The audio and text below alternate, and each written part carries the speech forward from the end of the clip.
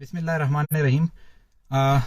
जैसे कि आप सब लोगों को पता है कि परसों रात से एक मरी कबाइल की एक न्यूज़ सर्कुलेट कर रही है, चल रही है सोशल मीडिया में कि खान मोहम्मद मरी की फैमिली जो सरदार ने अगवा की हुई थी, उनमें से दो बेटे और एक उसकी अहलिया को कत्ल कर दिया और बाकी जो चार लड़के हैं और एक लड़की है उसको अपने पास अगवा करके रखा हुआ है। तो अभी मेरे सोर्सेज ने मुझे बताया, मेरी इंटेलिजेंस जो है उनने मुझे ये बात बताई है कि रबू जिंग नामी बंदा, वडेरा रबू जिंग, मैं इसको बहुत पहले से जानता हूँ।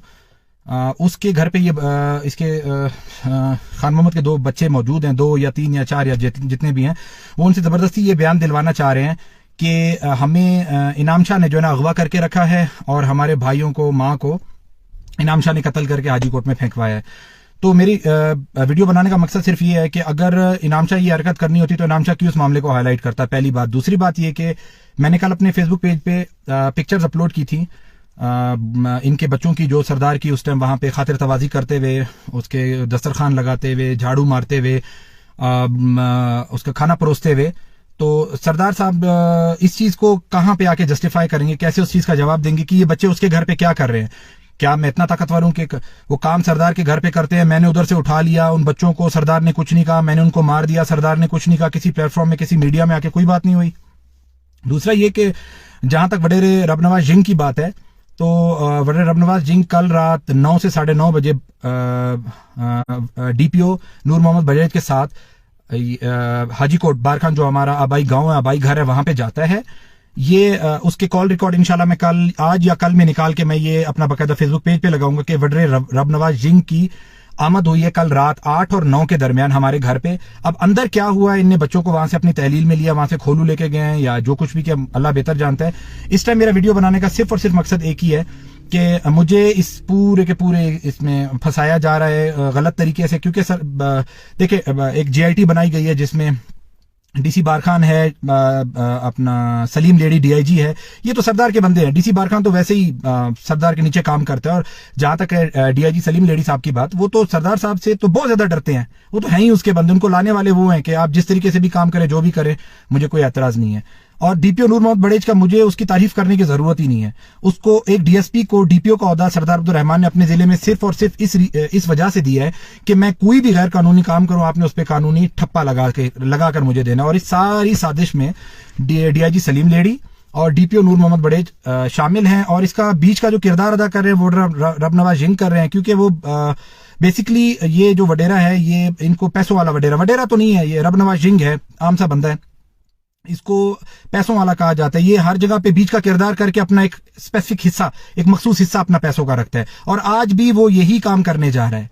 अभी थोड़ी देर तक वीडियो वायरल हो जाएगी, 5 दिन 10 मिनट आधा घंटा मुझे नहीं पता, उन बच्चों की के हमें अगवा इनाम खतरान ने किया था और हमारे भाइयों को कत्ल भी इनाम खतरान ने किया, हमारी माँ को कत्ल भी उनने किया है। आगे जो भी होगा अल्लाह बेहतर जानता है, पर मैं हर फोरम पे आके ये क्लैरिफाई करने के लिए, सफाई देने के लिए तैयार हूं कि मैं किसी भी तरह से, किसी भी तरीके से इस मामले में इन्वॉल्व नहीं हूं, और अगर वाकई में इन्वॉल्व होता तो मैं इस मामले को कभी भी हाईलाइट ना करता। ये मैं आज से नहीं, बहुत अरसा पहले से मैं इस मामले को हाईलाइट कर रहा हूं। जब से ये बंदे सरदार अब्दुल रहमान की कैद में हैं, उसकी खातिर तवाज़ो, इसके घर में हर खतरान के, हर वडेरे, हर मुहज़िब बंदे ने इनको काम करते हुए सरदार अब्दुल रहमान खतरान के घर में देखा है। और उस चीज का जीता जागता सबूत जो कल मैंने पिक्चर्स अपलोड किए हैं, आपकी छोटी बच्ची को उसका छोटा बेटा सतार उठा के घूम रहा है उसकी खातिर, तो आप इसको कैसे, अब्दुल रहमान आप मुझे बताओ, आप इस चीज का जवाब कैसे दोगे कि एक बंदा जो आपकी फैमिली की खिदमत कर रहा है अभी भी, मतलब अच्छा कल रात माशाल्लाह से बहुत एक जबरदस्त पुलिस ने कारनामा अंजाम दिया। सरदार अब्दुल रहमान के क्वेटा वाले घर पे छापा मार के 3 घर हैं जो इसकी मलकियत हैं। आखिरी घर जो है वहां पे वडेरे और गार्डों की जगह, मतलब वहां पे सिर्फ ये वडेरे, वो बहुत गंदा घर है, वहां पे कुछ भी नहीं होता, सिर्फ गार्ड और वडेरे रिहाइश पजीर होते हैं। वहां पे जाके बड़े धड़ल्ले के साथ पुलिस छापा भी मारी है, सारा सिलसिला भी कर लिया। उसके बाद जो सेकंड होम है जहां पे सरदार की रिहाइश है, वहां पे कैमरे भी लगे हुए हैं, और मैंने बार बार चीख के ये बात सोशल मीडिया के फोरम पे कही कि भाई वहां पे हार्ड डिस्क है, वो जाके रिट्रीव करे, अपने कब्जे में ली जाए, और वो हार्ड डिस्क से डेटा निकाला जाए। 2 दिन पहले तक, 2 दिन परसों रात 10 बजे तक सत्तार और इमरान, ये दोनों खान मोहम्मद मरी के छोटे बेटे हैं। मजीद और सतार, ये दोनों खान मोहम्मद मरी के छोटे बेटे, ये क्वेटा में मौजूद थे। ये सरदार अब्दुल रहमान के क्वेटा वाले बंगले में मौजूद थे। 10 बजे के बाद इनको वहां से गायब कराया गया। और एक खानापुरी के तौर पे रात डीपीओ 9 बजे जाता है हाजीकोट, वहां के बंदों को इतला देते हैं कि भाई छापा तैयार है, आप लोग निकलो यहाँ से। सारे के सारे वहां से निकल जाते हैं। खानापुरी होती है, डीआईजी आता है, छापा मारता है, बंदों को तहलील में लेता है, उनकी भी तफ्तीश करके उनको छोड़ दिया जाएगा। कोई इतनी कोई बड़ी बात नहीं है इसमें। और क्योंकि ये पुलिस बेसिकली है ही अब्दुल रहमान की खरीदी हुई लॉन्डी कह सकते हैं आप उनको। मैं तो ये वर्ड इस्तेमाल नहीं करना चाहता, बट अब मुझे मजबूर कर दिया है कि वो जैसे बोलेंगे दिन, रात बोलेंगे रात।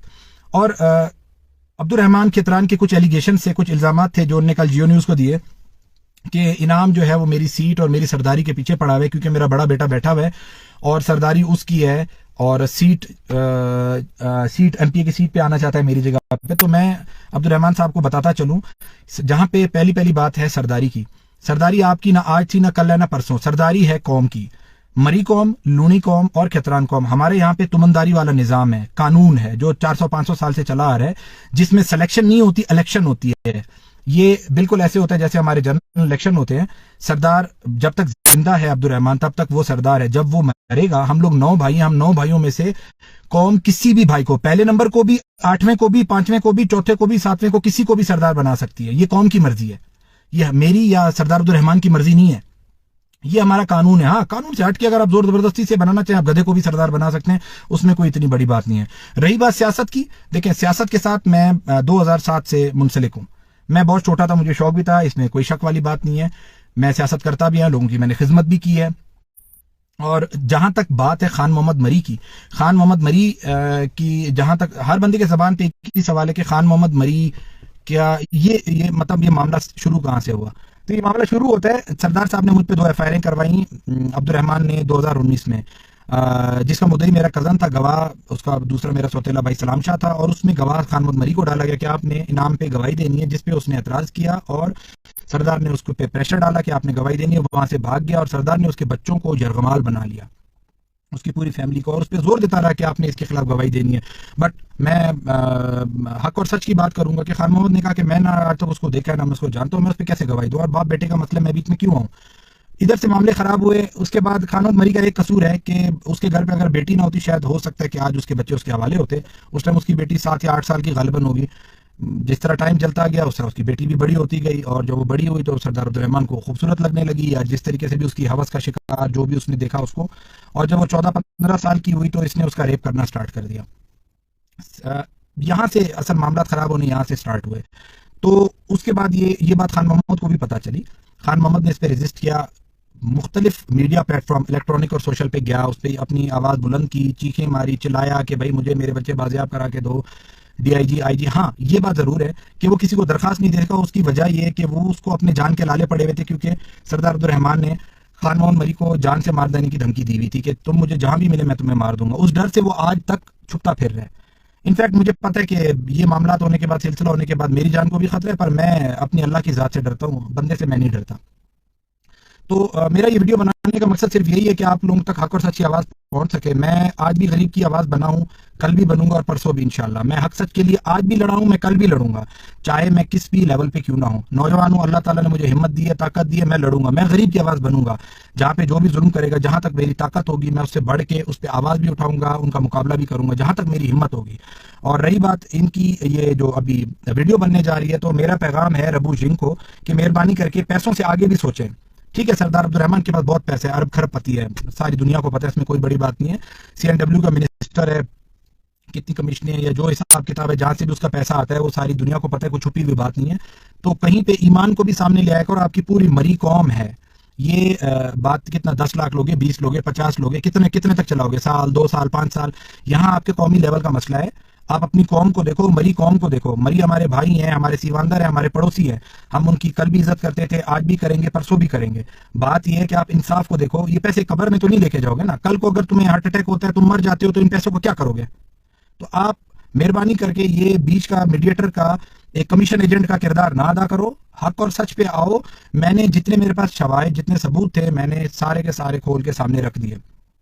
लाशें बरामद हो रही हैं, हाजी कोर्ट से बरामद हो रही हैं, कोई हाजी कोर्ट से दूर नहीं हो रही। मुझे तो मेरे घर में छोड़ा नहीं जाता। जब भी मैं अपनी किसी भी घर में आने की कोशिश करता हूं तो मुझे एफआईआर के मद में 7 तोपों की सलामी दी जाती है। अभी भी मेरे पर 2 फेक एफआईआर चल रही हैं, जो पे हमें मुझे मेरी अदलिया पे पूरा भरोसा है और उन्हें मुझे जमानत दे दी और इंशाल्लाह मैं बरी भी हो जाऊंगा। ये मुझे अपने अल्लाह पे और अपनी अदलिया पे पूरा पूरा भरोसा है। और जहां तक बात है जेआईटी की, वो उसके खिलाफ इंशाल्लाह मैं पिटीशन दायर करने लगा हूं। जो जेआईटी इन लोगों ने बनाई है, वो जेआईटी मेरे हिसाब से अगर जेआईटी बनाने की जरूरत ही नहीं थी, सरदार अब्दुल रहमान से पूछ लेते, घर के 4-5 नौकरों को वो मुंतखब करके कह देते ये जाके तफ्तीश करें। क्योंकि ये जो इस टाइम जेआईटी बनी हुई है वो totally it is under the control of Sardar Abdul Rahman. चाहे उसमें डीसी है, चाहे उसमें डीआईजी है, चाहे उसमें आईजी है, या जो भी है, जो भी तो मेरी रिक्वेस्ट ये है, मेरी फरियाद ये है कि जेआईटी जुडिशियल बनाई जाए, जुडिशियल इंक्वायरी हो, जुडिशियल जेआईटी बनाई जाए ताकि उसमें साफ शफाफ और मेरिट पे बात हो सके और हक पे बात हो सके। बहुत शुक्रिया भाई।